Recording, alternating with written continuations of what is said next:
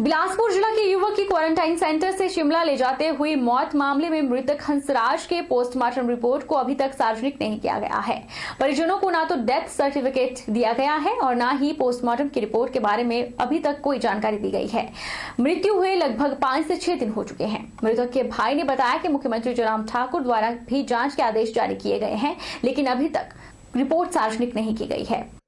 मैं मीडिया के माध्यम से ये जानकारी देना चाहता हूँ कि मेरे भाई हंसराज के पोस्टमार्टम को 6 दिन हो चुके हैं, पर अभी तक उसकी कोई रिपोर्ट नहीं आई है और ना ही हमें कोई जानकारी दी गई है कि कब आनी है और कितने दिनों के बाद आनी है। तो हमें इसकी भी जानकारी चाहिए और पोस्टमार्टम और हमें डेथ सर्टिफिकेट के बारे में भी इन्फॉर्मेशन चाहिए कि कहाँ से हमने लेना है और कितने दिन बाद आएगा। तो उसके बारे में भी हमें कोई जानकारी नहीं दी गई। बाकी MLA साहब जी आए थे, सुभाष ठाकुर जी, तो उन्होंने भी यहाँ पे आके सहानुभूति प्रकट की। कोरोना वायरस के चलते लॉकडाउन के दौरान रोहित सिंह ने कुछ सहयोगियों के साथ मिलकर मोबाइल के माध्यम से एक अनोखी प्रतियोगिता का आरंभ किया है। इस प्रतियोगिता का मेन मकसद लोगों को घर पर व्यस्त रखना था, ताकि लोग घर पर ही रहें और कोरोना वायरस जैसे वैश्विक महामारी से बचने के लिए व्यस्त रहें। प्रतियोगिता का नाम Noorpur little champs DP belt प्रतियोगिता है, जो कि पिछले 35 दिनों से फेसबुक के माध्यम से करवाई जा रही है। इस प्रतियोगिता का मेन मकसद लोगों को घर पर व्यस्त रखना था, ताकि लोग घर पर ही रहें और कोरोना वायरस जैसे वैश्विक महामारी से बचने के लिए व्यस्त रहें। प्रतियोगिता में रोज 100 से 500 लोग जुड़कर इसका आनंद उठाते रहे। सबसे खास बात यह रही कि इसमें फाइनल जीतने वाले प्रतिभागियों के परिजनों ने इनामी राशि को कोरोना योद्धाओं की सेवा में लगी team youth of Noorpur against drugs और कोविड-19 को देने का प्रण कर लिया है। जैसे कि लॉकडाउन के चलते सरकार के कठोर आदेश थे कि लोग घर पे रहें, तो इसी को मद्देनजर रखते हुए हमने एक प्रतियोगिता का सभी ने मिलजुल कर प्रतियोगिता का आरंभ करवाया, जिसका नाम है Noorpur little champs DP belt championship.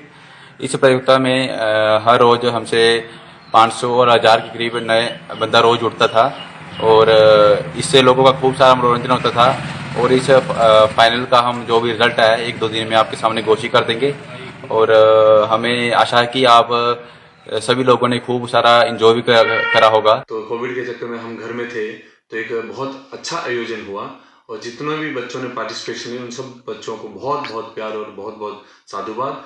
और जो भी कल का आयोजन खत्म हुआ है, फाइनल DP खत्म हुई है, तो जो भी इसमें बच्चा फर्स्ट सेकंड रहेगा अपने ही बच्चे हैं, कोई इशू नहीं है।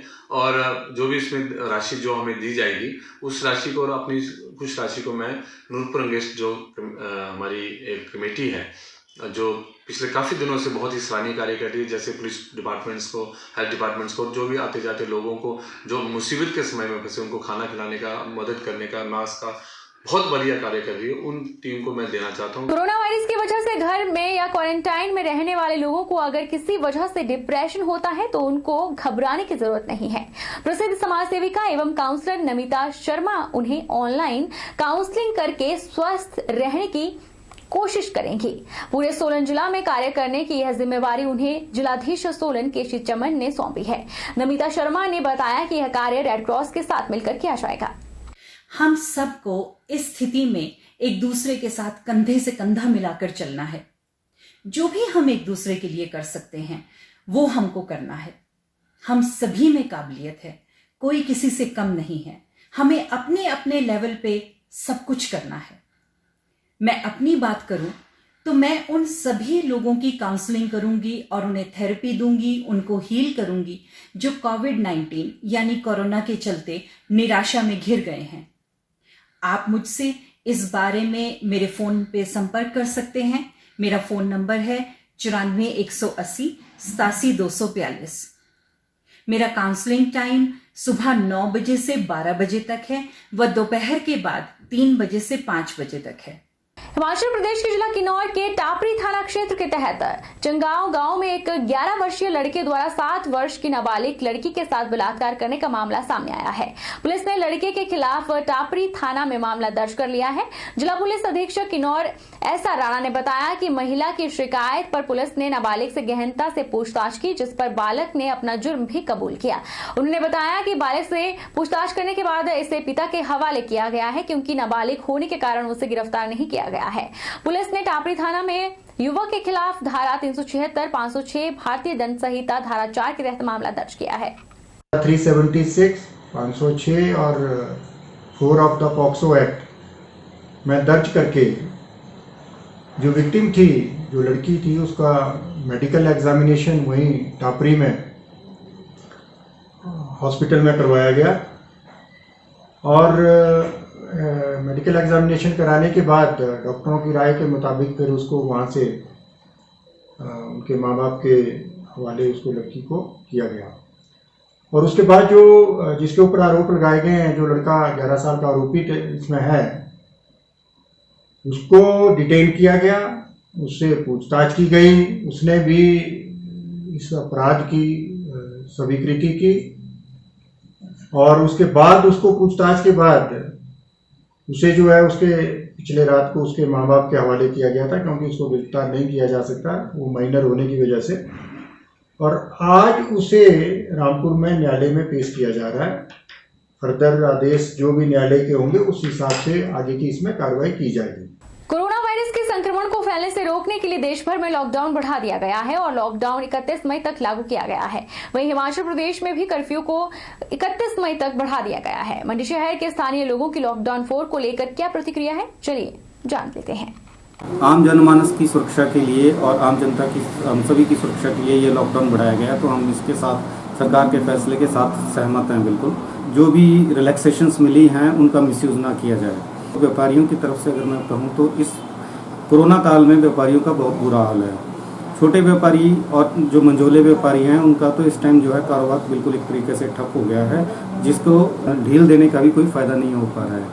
मैं गुजारिश करूँगा सरकार से कि ट्रांसपोर्ट को, पब्लिक ट्रांसपोर्ट को जल्द से जल्द खोला जाए, जिस भी कैपेसिटी पे खोला जा सकता है, ताकि कुछ व्यापारी जो हैं वो आपस में कुछ आम लोग बाहर निकल के व्यापारियों के कुछ राहत कारोबार में मिल सके।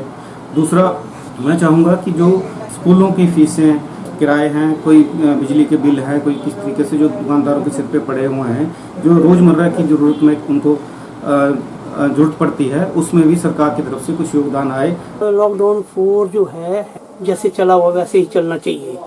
ये जो चर्चा हो रही है कि 7 बजे का टाइम कर रहे हैं, ये नहीं होना चाहिए। ये 2 बजे तक जो 3-4 बजे वही होना चाहिए, क्योंकि इससे कोई फ़ायदा नहीं है, भीड़ बढ़ जाएगी। और कुछ ऐसे फिलहाल अच्छा चला हुआ है, जैसे भी है अच्छा चला हुआ है। इस हिसाब से लागू होना चाहिए, क्योंकि आगे को खतरा है। लॉकडाउन 1.5 साल चलना चाहिए। चलो मंडी में तो हमारा ठीक है। अभी मंडी स्थित मंडी बाहर जो है, जैसे मुन्ना है, आपका कांगड़ा है, वहाँ पर थोड़ा भय बना हुआ है थोड़ा भी, और केस ज़्यादा आ रहे हैं मंडी में। बाकी ठीक ही है हिमाचल में अभी। लॉकडाउन 4 ज़रूरी है जी, खासकर बच्चे और बड़ों के लिए तो ज़्यादा ज़रूरी है ज़्यादा। और नेचुरली थोड़ा अब जो ज़्यादा जिम्मेदारी बनती है वो हमारी ज़्यादा बनती है, जो लोग हैं, कि वो इस पूरा अपना ध्यान रखें, क्वारंटीन रहे, जब तक हो सके घर में बैठे। बड़ा ज़रूरी है तभी निकलने वाला काम करें, अदरवाइज़ ये नेसेसरी एक स्टेप है, एक अच्छा स्टेप है। फर्दर तो अभी हफ्ता 10 दिन के बाद और पता चलेगा, क्योंकि जो बाहर से बच्चे आए हैं या बाहर से जो लोग आ रहे हैं, चाहे वो वर्कर हैं चाहे बच्चे जो बाहर पढ़ रहे थे, तो उनकी जो अब एक रिएक्शन रहेगा कि उनके आने से कितना असर पड़ा, कितना इफेक्ट हुआ, तो उसके लिए ये चीज़ बड़ा जरूरी होगी। बैजनाथ में बने कोविड-19 केयर सेंटर और क्वारंटाइन सेंटर में रहने वाले लोगों को दिए जाने वाले खाने में प्रशासन को दिक्कत का सामना नहीं करना पड़ेगा।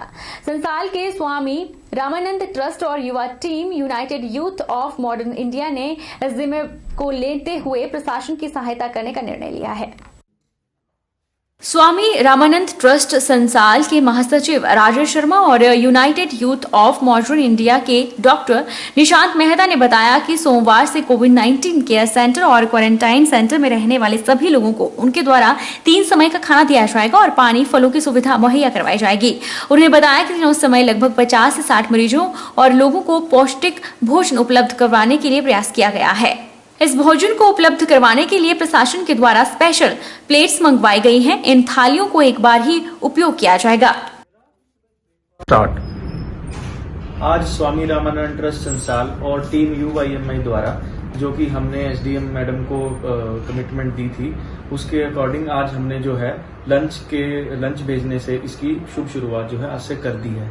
आज हमने यहाँ पर लगभग 40 से 50 लोगों का लंच जो है पैक करके भेजा है, जिसमें पुलिसकर्मी और कोविड सेंटर में काम करने वाले डॉक्टर, मरीज, अन्य स्टाफ तथा क्वारंटाइन सेंटर में रहने वाले जो और हिमाचल के और बैजनाथ के जो युवा वहाँ पे रखे गए हैं, उनका भी लंच जो है यहाँ से भेजा गया है। जैसा कि कल निर्णय लिया गया था, आज स्वामी रामानंद ट्रस्ट और UYMI द्वारा 40 और 50 लोगों को, जिसमें डॉक्टर, स्टाफ और कोविड पेशेंट्स हैं, उनको भोजन भेज दिया गया है और प्रशासन के द्वारा SD महोदय के द्वारा इसका निरीक्षण किया गया और SD महोदय आज खुद गाड़ी में उस भोजन को लेके गए हैं और उम्मीद है कि जब तक ये चलता रहेगा, स्वामी रामानंद ट्रस्ट और UYM पूरी कोशिश रहेगी कि इसको पूर्ण रूप से चालू रखेंगे। डलहौजी के सलूनी उपमंडल में आज हमीरपुर जिला के नादौन उपमंडल से किरण भंडाना ने